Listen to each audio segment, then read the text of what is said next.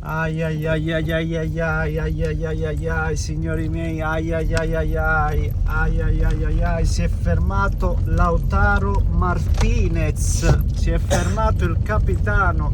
Dovrei fermarmi anche io, perché quando si è al volante massima concentrazione sulla strada, e per questo motivo non vi rivolgerò lo sguardo, perdonatemi anzitempo. Ma si è fermato Lautaro Martinez e ne voglio discutere innanzitutto perché la notizia ha subito polarizzato l'attenzione e tifosi impanicati. Vi porto delle esperienze, degli esempi personali. Tifosi impanicati. Mi scrive mio cugino, a parte il bombardamento di notifiche, e non ho potuto vedere neanche una mazza, perché un appuntamento importantissimo a cui non posso assolutamente rimandare. Se arrivate a fine video poi vi dico anche cosa. Cioè mi scrivono, no? Vi parlavo di alcune esperienze personali, cioè vi porto degli esempi in maniera pratica. Scrive mio cugino: no, va a vedere, si è infortunato Lautaro, prevedo guai. Il Prince immediatamente: no, devi registrare perché si è fortunato Lautaro, mamma mia, si è fermato Lautaro.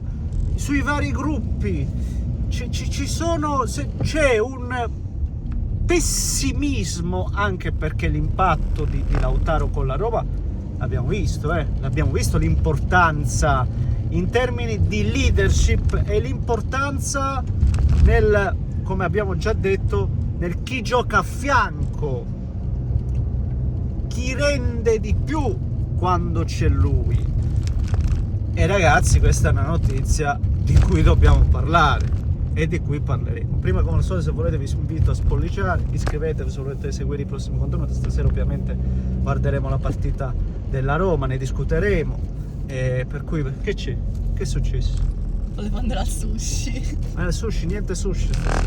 Niente sushi. Stasera si guarda la partita della Roma. Quando c'è calcio, assolutamente. E poi, se volete, attivate la notifichina. In descrizione trovate tutti i profili. Non posso in questo momento mettervi le varie come si chiamano? I vari insight, ecco. Lo faremo un altro giorno, ma intanto vi ringrazio perché come al solito mi siete di supporto, e non è assolutamente poco.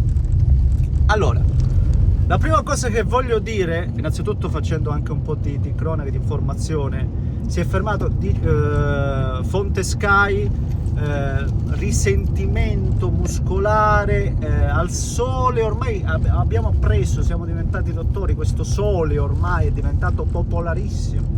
Risentimento muscolare al sole della gamba sinistra, out almeno 15 giorni, quindi non parliamo neanche di salta il como e dalla prossima no, quindi non so se è ricaduto o meno, ma sostanzialmente dopo essere tornato già da un medio-lungo stop, ne avrà un altro stop, cioè questa non è una buona notizia, senza ombra di dubbio, per carità, però il primo messaggio che deve passare è che le assenze ce l'hanno tutte.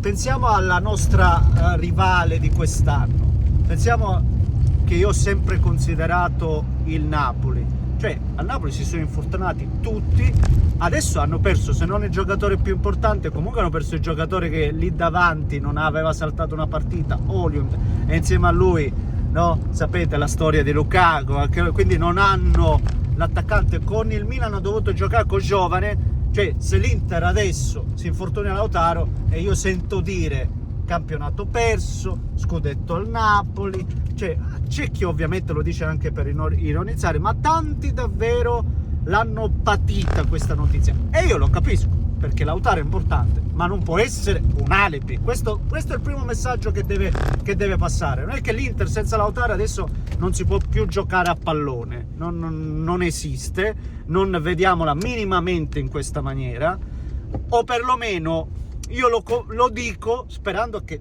per i giocatori che scenderanno in campo, cioè sì, si avverte l'assenza di Lautaro, per carità, e si è avvertita, cioè quando non c'è stato si è avvertita. Questo è il problema, e forse questa è la motivazione che porta tanti tifosi a viverla in maniera ancora più negativa di quella che è la notizia di per sé. Però davvero io mi aspetto adesso un Thuram che magari proprio già spronato da quello che abbiamo visto con la Roma continui su quella scia, e via dicendo un po' tutti i compagni, perché ribadisco, l'assenza di Lautaro è pesante, ma comparata a tutte le assenze che quest'anno ha avuto il Napoli, e non per grazia divina ha avuto quelle assenze, sicuramente perché ci sono state delle problematiche.